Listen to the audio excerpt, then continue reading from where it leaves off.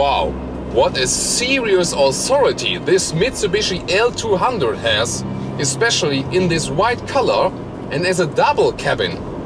The Mitsubishi L200 is available as a single cabin with a long loading trunk on the way back there, then as a club cab, 2+2 seats, and here as a double cabin with full comfort also for the rear passengers. Furthermore, this kind of version here, it has a special boot on top of that. This is kind of like a sport coupe version, you could tell that. And well, it is for like when you're not using the car with a lot of wood on the back there, or maybe you transport something very dirty. This one is rather for the modern day life. You want to transport a lot of stuff, maybe when you're moving or whatever, and then you still got the very nice sport coupe-like design. What do you think about that? I think it adds a lot of design impact on that car. So I really must say the Mitsubishi L200 is the most beautiful pickup out there, especially with this sport coupe kind of styling in the back there. However, this is not the kind of modern SUV, of course. It is still a working pickup. So, how does it drive? Well, it is a lot of work, really. For example, with the steering wheel, where you need one complete wheel turn with normal, modern automobiles, maybe with progressive steering, here you need 2 turns. So you really have to work the steering wheel, builds up some muscles, I'm telling you. And the diesel, well, it sounds a bit loud. It's more like a classic diesel style. Also, when you start the diesel, you have to wait a few seconds, like was common in the old diesel times. Wait a few seconds to heat up and then you can turn on the ignition really.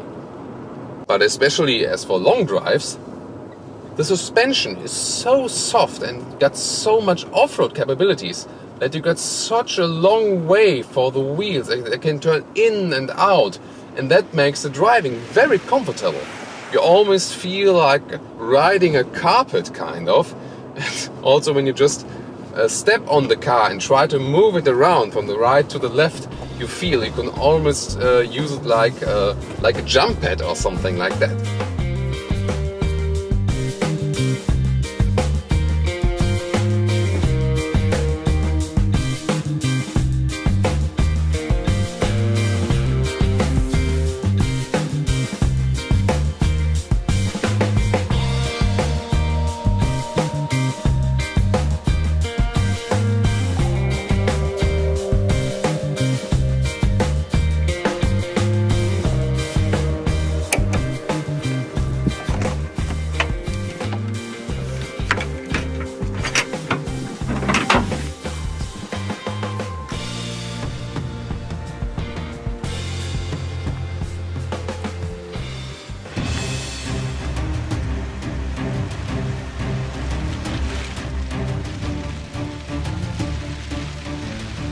I must say it's a very funny ride, because you get to the right, to the left, everything is kind of balanced. It's of course not a car to drive fast, but especially on the long roads, because you got a long wheelbase, and then this very soft suspension, it really makes you totally relaxed.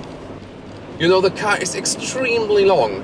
It's over 5.2 meters long, and that's not kind of easy when parking or something like that. And I would definitely recommend a rear camera on that vehicle.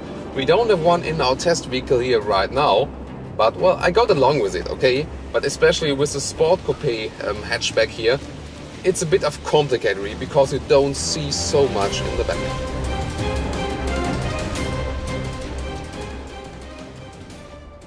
This is a separate off-road shifting lever, by the way, here. Right now we are in four-wheel drive mode, which is also displayed here. And then we put it in neutral.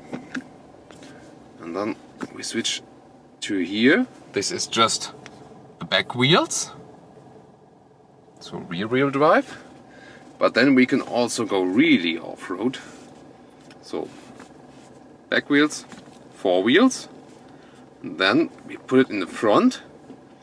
And then we have four-wheel drive with a center lock differential. Here it says here, the center differential is locked. And then if we want to go even further, we could also push it one step further, and then we got a separate off-road gear. And as for off-road riding, you can really say the Mitsubishi L200 is the off-road expert. You got the special off-road gears, and you also got this very massive off-road suspension.